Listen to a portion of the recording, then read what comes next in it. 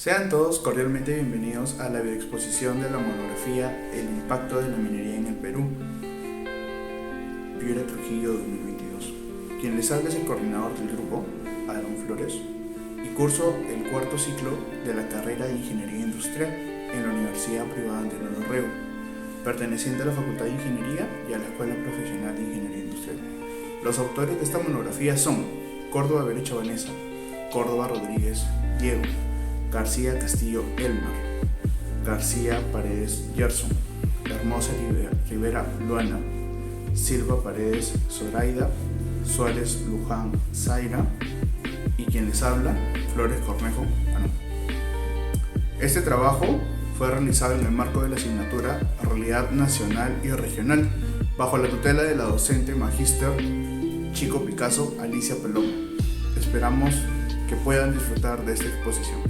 Países mineros con sólidas instituciones, una disciplina fiscal y monetaria fuerte, una efectiva administración en la distribución de los recursos fiscales generados por la minería en las regiones y suficientes contrapesos en los poderes del Estado serían capaces de administrar de una manera adecuada los efectos de un boom minero. Capítulo 1. La minería. ¿Qué es la minería?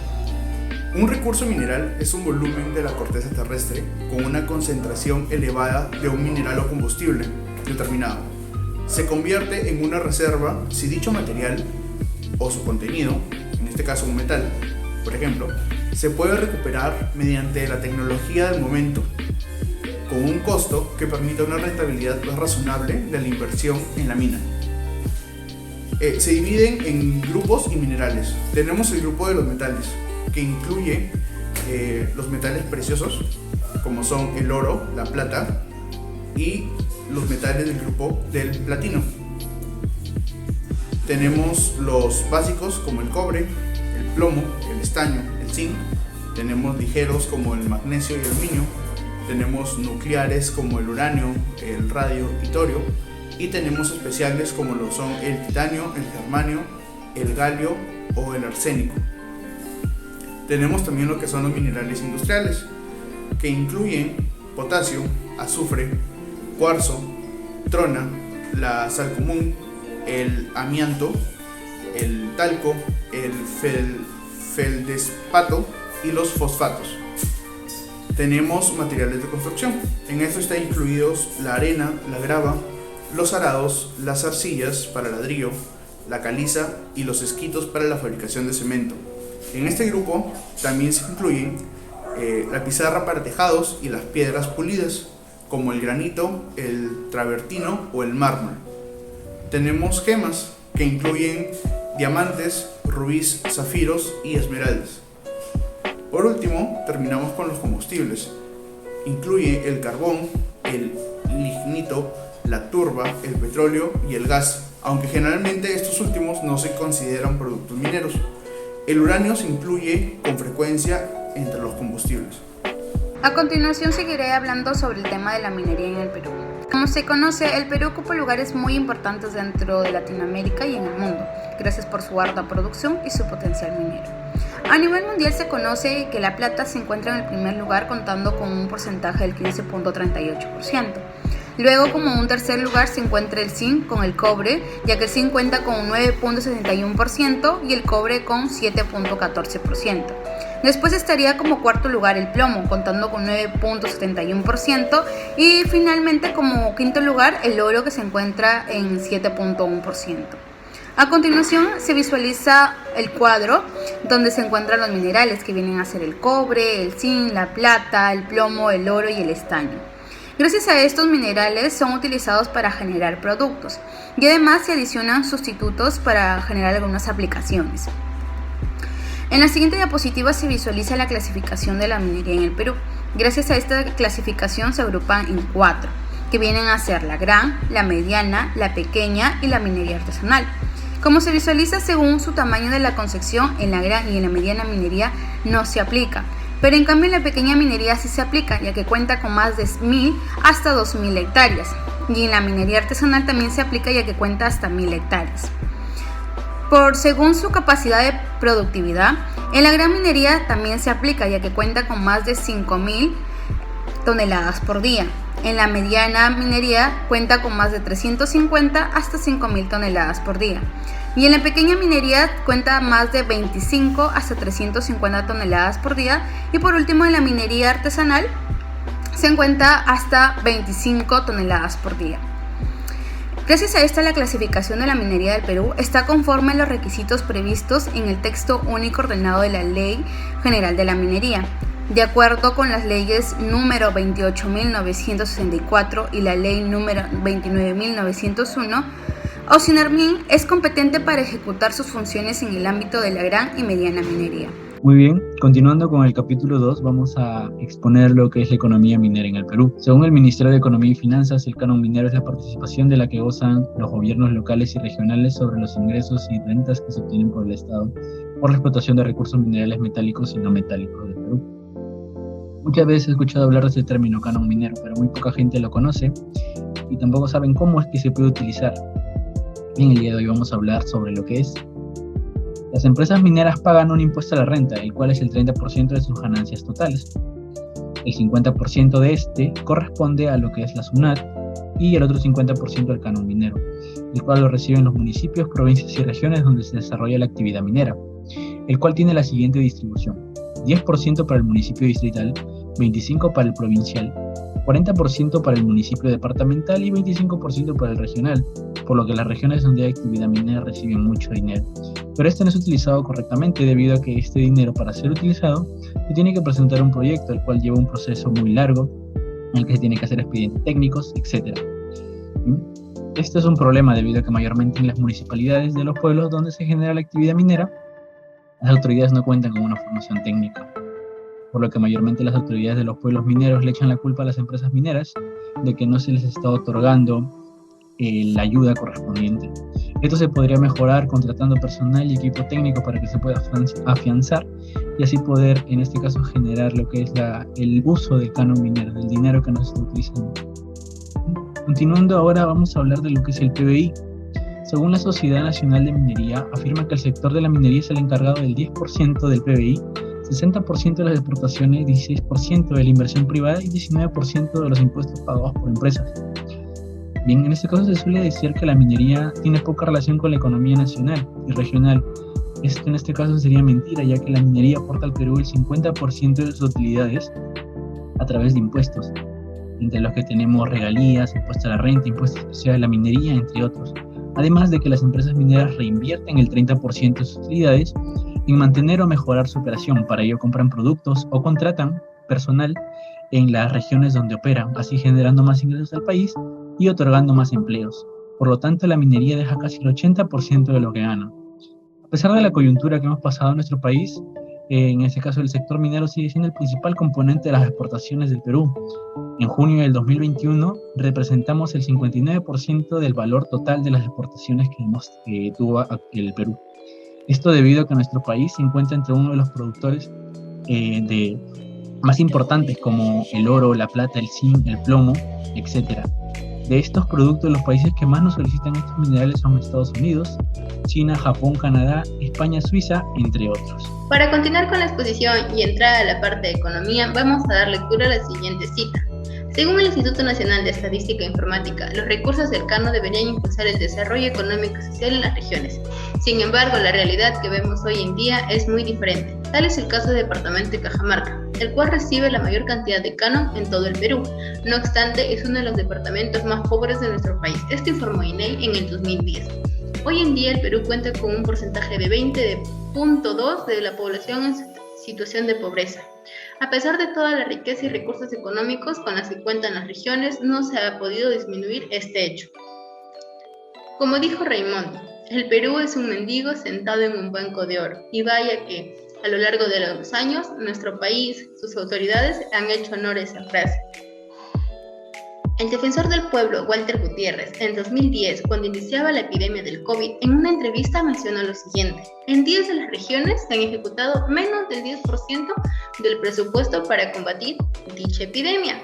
¿Pero a qué hacía referencia cuando dijo menos del 10% del presupuesto?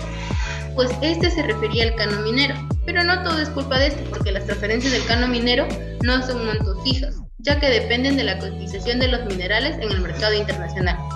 Sin embargo, dadas las necesidades de mejoras de servicio de salud pública a nivel nacional para enfrentar la epidemia, los gobiernos regionales y locales ejecutaron un mínimo porcentaje de los recursos transferidos por Cano. Entrando a lo que es exportación, según Impacto Económico de la Minería del Perú, en el 2012 informó que la minería es el principal sector del país, ya que explica el 59% de las exportaciones totales.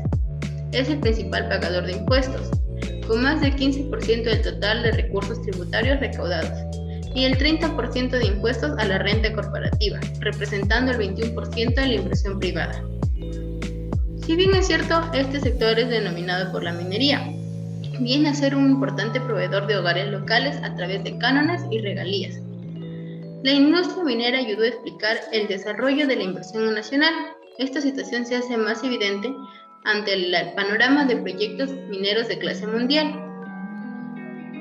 La producción minera a gran escala ha estado estancada en los últimos años, pero se espera que en los próximos años surjan grandes proyectos que agreguen valor al sector y tengan un alto impacto positivo en la economía. Bueno, siguiendo con la exposición, ahora explicaremos el capítulo 3, que consiste en el impacto ambiental que se ocasiona por la minería en el Perú. La extracción de los minerales auríferos experimenta una fuerte contaminación debido a la explotación de los recursos naturales no renovables, entre ellos los productos provenientes del subsuelo o los yacimientos minerales. En el Perú se concentra en uno de los lugares más importantes, como es la cordillera de los Andes, que es la principal fuente de depósitos de minerales del mundo, que son ricos para la extracción de dichos metales. Muchas veces se hacen estas extracciones sin tener en cuenta los efectos negativos que producen tanto para el medio ambiente como para la población. Como segundo punto, estamos explicando la minería y la contaminación ambiental que se produce en el Perú. Según Loaiza, en el año 2017, la minería es considerada como una de las actividades más perjudiciales para el medio ambiente, por sus consecuencias y efectos que estos dejan. Entre las consecuencias de la actividad minera desembocan en problemas ambientales, y esos problemas ambientales pueden constituirse en factores desencadenantes de muchos de los conflictos sociales. Muchas veces por la irresponsabilidad con la que se manejan los desechos provenientes de las minas, es un conflicto social que necesita ser solucionado. Por eso, es muy importante que absolutamente todas las grandes y pequeñas empresas sean amigables con el medio ambiente y realicen sus respectivos protocolos para la conservación y preservación de la naturaleza. No para evitar posibles sanciones que implica contaminar, sino con un solo fin, que es alargar el tiempo de vida de cada ser vivo en la Tierra. Por otra parte, también estamos explicando la evaluación de los daños ambientales. Acá también Loaiza nos dice que en el año 2017 un daño ambiental ocurre cuando se produce la pérdida, disminución o degradación de uno de los componentes o comportamientos ambientales, que ocurren de una manera muy rápida, como la alteración de los ríos, lagos, zonas mineras, los aires, la flora y la fauna, que estos son causados por el vertimiento o emisiones de residuos minerales y gases con alto contenido de metales tóxicos. Por eso, las empresas que están involucradas en la explotación minera, ya sea desde tiempos atrás y las que están establecidas hoy en día, deben asumir la responsabilidad de los costos de los potenciales impactos en el ambiente. Sin embargo, estas empresas hacen caso omiso a estas normas que son establecidas, porque no intervienen en el tratamiento y eliminación adecuada de sus residuos, sino por el contrario, los liberan tal cual al ambiente, ahorrándose el gasto que supone tratarlos o limpiarlos, el cual trasladarán y dejarán en peligro a la sociedad. Por otra parte, también Yupari nos dice que entre las principales amenazas se encuentran los pasivos ambientales mineros, también conocidos como PAM, que son regulados por la ley 28.271 en el mes de junio del año 2004. Según esta ley, los PAM son instalaciones o fluentes o emisiones o restos o depósitos de residuos producidos por operaciones mineras abandonadas e inactivas en la actualidad, y que constituyen un riesgo permanente y potencial para la salud de la población en el ecosistema y la propiedad. Siguiendo con la contaminación, ahora hablaremos un poco más con lo que respecta a los animales. Sierra nos comunica de que en la ciudad de Madre de Dios se han realizado estudios en los cuales han determinado que el Parque Nacional de Manu y la Reserva Comunal de Amaracaeri presentan una gran cantidad de peces, pero que son especies normalmente carnívoras. Ahora, mientras tanto que los peces que habitan en aguas con actividades extractivas se han visto hasta 5 veces menos la cantidad de peces, y que son estos especies que se alimentan de desechos, lo cual produce una ingesta de los minerales, en el caso más resaltante que es el mercurio. Ahora, Miners nos comunica de que esto no solamente pasa en Madre de Dios, sino en Loreto y Amazonas. Por eso han decidido hacer una pequeña entrevista al biólogo Juan Sánchez Babilonia, quien es especialista del Centro de Rescate Amazónico, o también determinado CREA, ubicado en Iquitos. Ellos dicen que las extracciones de oro es común, es normal, pero ahora se está viendo afectado por el mercurio las aguas de los ríos, de los lagos, hasta se ha encontrado en las aguas subterráneas. ¿Cuál es lo que nos debe de preocupar? Que estos minerales son absorbidos por las plantas, son consumidos por los animales. Si un pez se alimenta de estos minerales, va a afectar completamente, dañinamente, sus órganos vitales. Se han presentado problemas con el sistema nervioso central, los riñones. Ahora, si estos animales, pequeños animales, se contaminan, hay animales que comen a peces. En este caso tenemos el mamífero acuático manatí. El manatí se alimenta de este pescado contaminado. Ahora, nosotros humanos también podemos consumir esa carne. Hay personas de los pueblos cercanos a esas zonas que consumen esa carne. Entonces, así nosotros también nos contaminamos. Entonces, tenemos que tener un poco más de conciencia y también preocuparnos por las especies que se pueden llegar a extinguir en cualquier momento. Incidencias mineras. Cuando nos referimos a este tema, es muy importante hablar sobre la problemática del agua. ¿Por qué? Los recursos hídricos se han visto gravemente afectados a lo largo de los años, producto del mal uso de este. Según la OMM, Organización Meteorológica Mundial, de los recursos hídricos son recursos disponibles o potencialmente disponibles en cantidad y calidad suficientes en un lugar para satisfacer las demandas. Pero para tener en cuenta algo muy importante, el agua dulce disponible en todo el planeta representa tan solo el 2.5%, dándonos a entender que la mala utilización de este recurso puede traer graves consecuencias. Pero a pesar de ello, y la gran importancia que representa para el hombre, muchas veces la actividad minera genera este tipo de contaminación. Ello es producto de la mala utilización del recurso cuando combinan diferentes químicos con la finalidad de separar el metal de la roca, así así obtener el mineral, ocasionando relieves mineros, que son desechos de roca triturada, agua y químicos que, al haber tenido un inadecuado tratamiento, terminan alcanzando ríos, lagos y lagunas, que son lugares donde contiene el agua dulce, que llegará a los hogares de los pobladores con fuertes cantidades de químicos que ingresarán a su sistema, afectando gravemente su salud, ocasionando enfermedades como el cáncer, que al tener una disminución en los glóbulos rojos producto de los metales en el cuerpo de los ciudadanos, ocasionan esta enfermedad y muchas más. Si bien mucha de la responsabilidad de este tipo de situaciones es ocasionado debido a las empresas mineras que no toman medidas al respecto, esto también es producto de la minería ilegal, que al no tener los recursos y las normativas, pero sobre todo una fiscalización que cuenta una empresa formal, ocasiona graves accidentes a la naturaleza, sobre todo al recurso hídrico. Para tener conocimiento de qué es la minería informal, se define como la actividad minera ejercida por una persona, un grupo o personas organizadas para ejercer dicha actividad usando equipos y maquinarias que no corresponden a las características de la actividad minera desarrollada, según el decreto 1105 del Ministerio de Justicia en el 2012. Los conflictos mineros.